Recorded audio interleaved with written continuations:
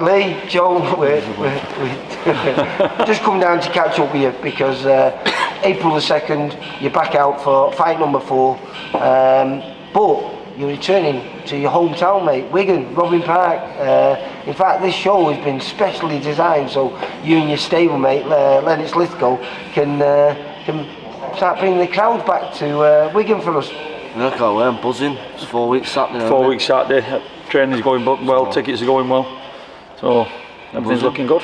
Yeah, well, I like to say, you're the kid that actually was the one that everyone was talking about by the time Christmas came last year. You had 3 fights, 3 stoppages, and 3 phenomenal performances. Got lucky with a couple of them, I think. I said that, yeah. Yeah, it was lucky. Landed a couple of lucky shots, I thought, but fair play. But they were very impressive, you know. Your first 2 opponents in Missy O'Malley and Jamie Quinn are arguably, you know, 2 of the toughest journeymen in the country. I think only 5 stoppages between the 2 of them before he met you, and that was in over 200 fights between them. Yeah, you know, picked his punches, didn't you? Did his job. So we were expected it. That's what we going fully expecting. That Spider-Man power, mate. Yeah, that's it. What is it now? Batman power. Now, does that mean you'll come in as Robin then? I'm Robin, I've got the tights ready, the cape and the pair of socks down. I'm ready to go. Socks down. ready for a statement on April the 2nd. I think we even have an opponent. We've got a kid called Josh Bendenza or something? Yeah. I don't know. Yeah, he's from Spain, isn't he? Yeah, he's Nicaraguan, but he's based in Spain. And he's been over here a couple of times, hasn't he? But he's fought on our show just recently, twice. He fought Matthew Rennie not long ago, and I think it was a couple of years ago he fought Jake James. Yeah. And went the distance with both of them. I think in his 22 losses, I think there's 10 wins on his record. I think he's got 6 stoppages.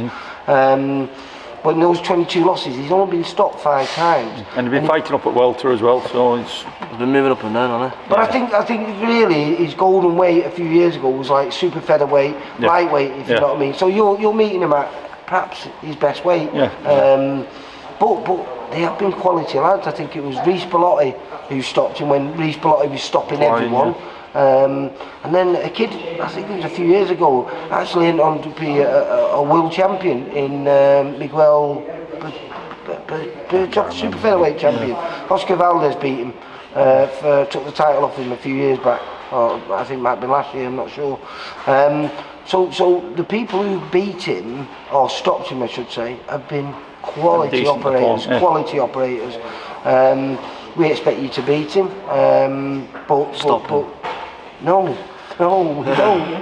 But if you do, what I'm trying to say is that's making a statement again, mate. You know, because we just go out and do his job, what he does every day, and we'll see what happens. Probably don't look for it, just comes. Just happens. That's as long as just goes out and boxes well, puts him in his place straight away like you've been doing. Have you noticed a change with yourself? You know, like listen, 7 months ago you weren't even a professional fighter. You might have signed papers and anything, but you didn't have a fight. So last September was when you made your debut. No, you were later. November. Yeah. More than pro me. Yeah. He's only a couple of months he got his fights all crammed, didn't he, in September. How many months is that? Yeah, it's not so many. So do you feel different? Do you feel a different person to who you were before last year? You know, when you was just a kid wanting to be a professional fighter. Not really, no. It's living it now, isn't it? It's natural to me. Yeah, but it's not natural because what you're doing isn't natural. This is something you're making a lot of noise. You're making people who have been in this game a long time, who become a little bit not stagnant, but you know they're not blown away by anything now. You know, on our shows they've seen it there, they've done it before. They're not genuinely excited, but actually you come along and you breathe new win one of these the wins. fresh air through the place, isn't it? They're Well, like, it's oh, nothing, this isn't it? kid, and it's not just one person; it's everyone. You know, they're talking, who's this Joe Howarth? Who's this Lance Once, innit? No, tell them shut up. We don't then just keep it on the down low, keep it quiet. I don't like all that stuff, me. Yeah, we just let it happen. Like I say, then people He's start never know, looking. he's always jumping in front of the camera. Film me, film me. He is, yeah. Never know, everybody's quiet. I don't like it when you come down. I don't know that's coming out. Thank you. No, because of that. He's putting everything in place now. He's got, like I said, we're doing the strength and conditioning. He's got his diet, everything sorted. So this is what excites me, is we're only scratching the surface with Joe, aren't we, at present? You know, there's so much more to come. But, you know, what has come already is exciting a lot of people. It's exciting me, exciting the manager, Steve Wood. So, you know, I'm genuinely looking forward to. Also, the added fact that, as we mentioned before, this is your home crowd. Yeah. This is you're going to be fighting in front of, because it's been unfortunate because your ticket sales weren't as good as they should have been, because you got let down 3 times. You got let down before fights were supposed to happen, and I think people then were saying, "Oh well, it's not going to happen. It's not going to happen," and then it was short notice. Short notice. Last fight was 3 days' notice, wasn't it? You know what I mean? So realistically, everyone knows about this. Everyone knows. Hopefully, you and your stablemate in Lance Lisco and Lee Johnson, who's going to be fighting on there as well, are going to be bringing, hopefully, big time boxing back to Wigan, like your coach did a few years back when he beat Ryan Rhodes. Way back when it was black and white telly.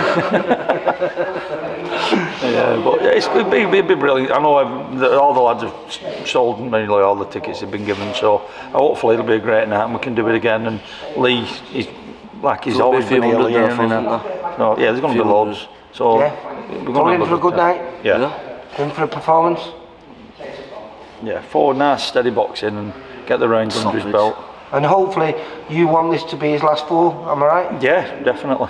Yeah, you want to step him up to 6? A little bit and see what we can start moving on a little bit. Right, okay then, nice We'll one. see. I will see you on the 1st of April for the weigh-in. The day before weigh-in? Well, I don't know. We don't know yet, that's all changing again. It's still up in the air, isn't it? So we'll have to wait and see. But whatever happens, hopefully I'll be talking to you on April the 2nd and saying win number 4. Good lad. Nice one, Lee. See you later, lads. Bye.